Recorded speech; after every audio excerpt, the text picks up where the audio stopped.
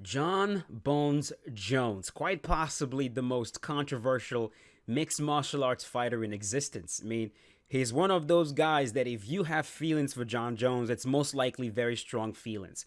Whether you love the guy or you hate the guy, it's probably very, very strong feelings. Like, few people are lukewarm when it comes to Jon Jones. Few people are like, I kind of like him, I kind of don't.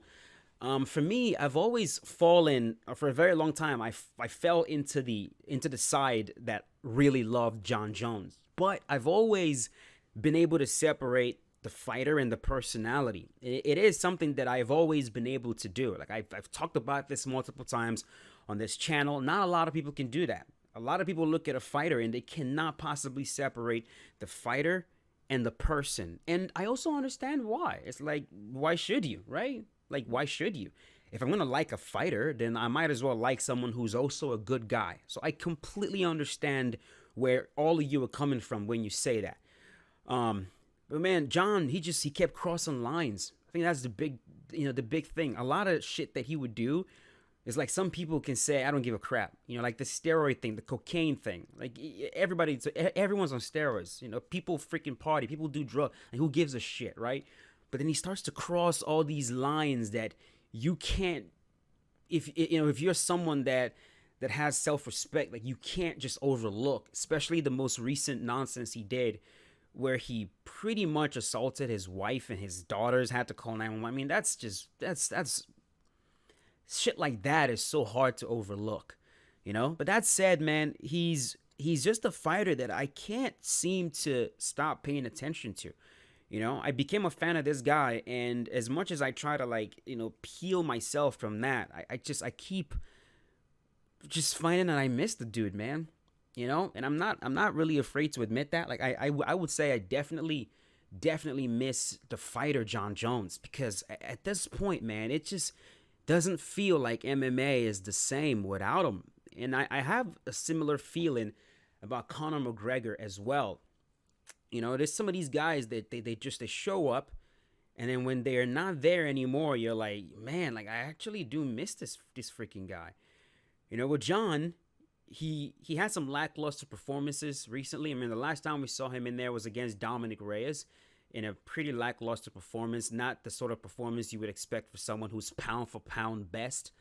And then, of course, won a split decision against Thiago Santos, won a dominant unanimous decision against Anthony Smith. But people expected him to go out there and finish Anthony Smith. It's like, this is a guy moving up from the middleweight division, a guy that's smaller than you, a dude that's not as skilled as you. There's no reason why you shouldn't have finished him.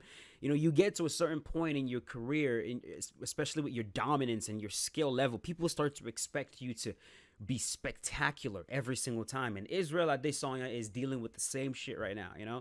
He's getting to a point now where, like, simply winning is not enough. When you win, you've got to do it in spectacular fashion, or you might as well have lost the fight. So, had a beautiful stoppage against Gustafsson. Of course, the stoppage against DC, which has now been overturned.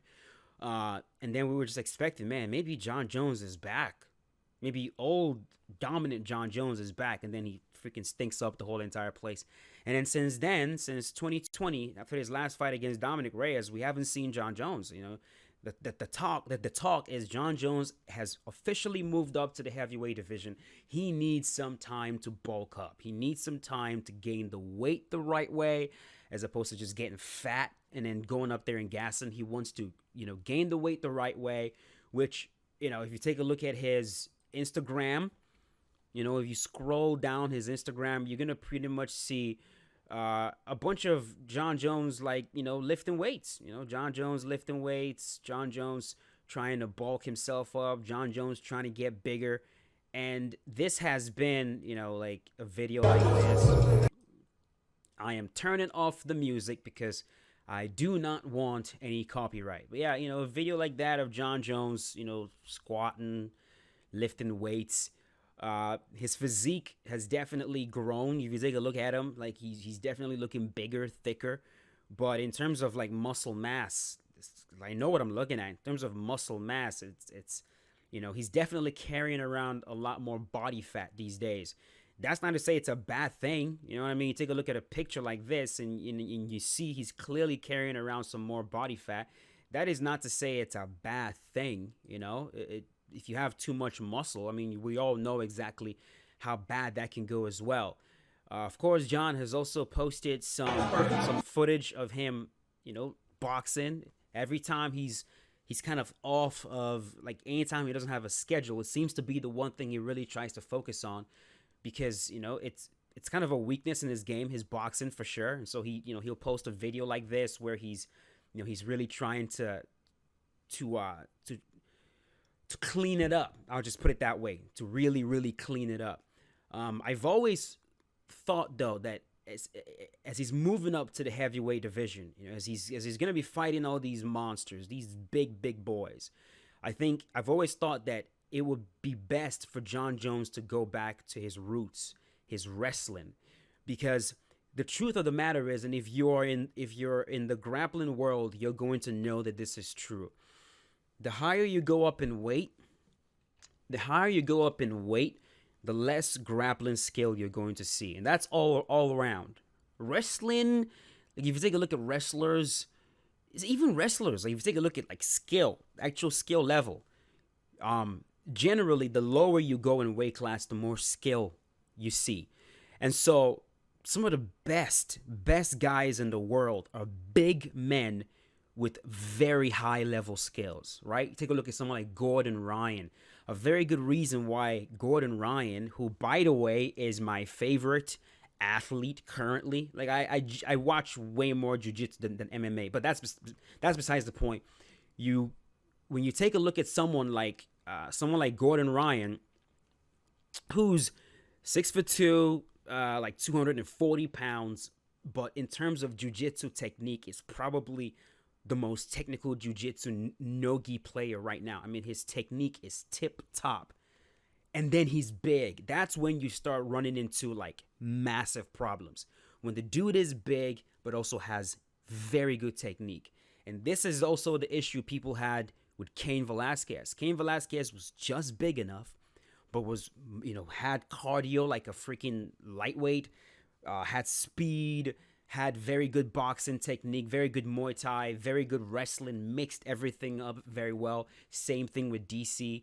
When these big boys come into the heavyweight division with a lot of skill, that's when you realize that a lot of guys in the heavyweight division, a lot of these guys are not, they're good, they're powerful, they're explosive, they can hurt you. They can really hurt you because of their size. But if you were to break down their skill, it's definitely lower than, say, a lightweight. Like, we can all agree, right?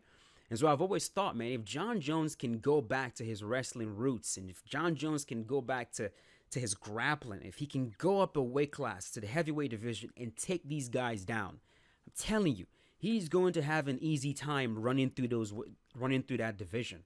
Because look at what Francis Ngannou, who, let's just be honest, like, if I were to rate Francis Ngannou's grappling, he's, like, white belt level. Like, I'm not even trying to be insulting. Ask anyone in the jiu-jitsu community. They'll tell you that. This is not me being insulting.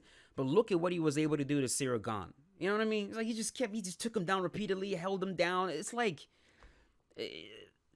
it's like, in terms of skill, like actual technique, of course his size played a role in his ability to hold down Cyril Gane. Like, of course it did. But you take a look at, like, the actual tangible jiu-jitsu technique that Francis has. It's a really low level. You know what I mean? You can't compare him to someone like Gordon. You can't compare him to, someone like Nicholas Mirigali. You can't compare him to someone like Cyborg Abreu. You can't compare him to any of these guys in, who are actually in the community, who grapple. You know what I mean? So if Jon can go up to the heavyweight division, and I believe Jon Jones is a purple belt in jiu-jitsu. He brings his wrestling background. He brings some very sophisticated grappling skills to where he takes these guys down, he pins them to the mat, and he actually employs actual technique and not just banking on using his size. He could be a freaking huge problem in the heavyweight division. I'm telling you. Which is why I'm so glad that, he's back. As you can see, He's back to his wrestling roots. He's trying to wrestle some more, trying to get that back. I love how he's also doing like upper body stuff because of course in the heavyweight divisions and in these weight classes, you're going to find yourself here a lot. And you gotta have, you gotta be able to, take these guys down. So he's been doing more wrestling, right there. He posted this funny match, this wrestling match against what is his name? Cox. Posted this match against him. Right there, you definitely see Jon Jones's Greco-Roman roots because as his opponent is low in his level, Jon Jones is not matching it. His opponent's gonna go collar tie, and he's gonna freaking watch that collar tie, watch what he does with the hand, swipes it away, grabs a single leg, and I'm pretty sure he took Jon Jones down right there before the video got cut off. So like I'm so glad he's back doing this because this is definitely what he's going to need to compete in the heavyweight division. Take these guys down. Get a single leg, make the big man balance, put him on his back, and from there work, tire him out, make them carry your weight, gas them, use actual technique, pass the guard, solid ground and pound. That's the path to victory, in my opinion. But the video he posted today, which is the main reason I'm even doing this, he's looking good, man. He's looking good. See the size. Once again, working his boxing, jab, cross. Just really, really looking sharper. Genuinely looking sharper. And he says right there, right now I'm exactly where I need to be. I'm excited to see myself in a few months when things actually start to ramp up, feeling sharp across the board. So I don't know what this means. Maybe this means that Jon Jones has finally found an opponent. Maybe it's been finalized. There's been a lot of talk that it is Stipe Miocic. I'm hoping that's what it is. Let's just get him in there. Get him in there against Stipe. Let's see what Jon looks like. Let's see what his striking looks like right now. Let's see how he's moving at this weight class in the heat of battle. How's his strength going to translate to the heavyweight division? How's the cardio going to translate? And grappling. I pray to God, I hope for his sake that he's going to come into the heavyweight division back to the old Jon Jones. The Jon Jones that would grab a hold of people, take them down, pin them, look for submissions. For a while, Jon Jones, I still think Jon has the highest submission rate in the light heavyweight division. And the man was a freaking white belt for a very long time. You know what I mean? It just shows you the level of grappling you encounter as you move up in weight. There's also the fact that he was a high level wrestler. There's that, but still, you know what I mean? Highest submission rate in the light heavyweight division. There's no reason why he cannot move up to the heavyweight division and submit some of these guys. For sure he can do it. Absolutely he can do it. Do I think he can be knocking these guys out? I don't think so. I don't think he can.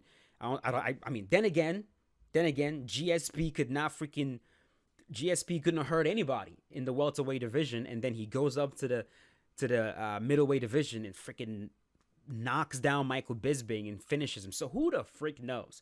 Maybe with this weight that Jon has put on, with the boxing he's been doing, with all the technique he's been getting, maybe he moves up to the heavyweight division and puts people's lights out.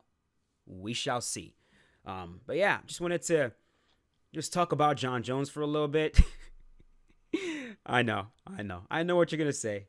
You talk about Jon Jones every little chance you get. I know. I can't help it. I really do miss the guy.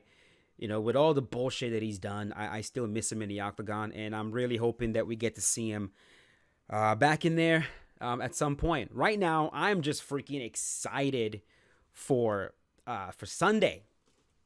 Sunday, Gordon Ryan will be competing against Pena. Maybe I'll talk about that one. We'll see. Anyways, hope you guys enjoyed this video for you night owls, for you boys that can't sleep. Hope this one was a fun one.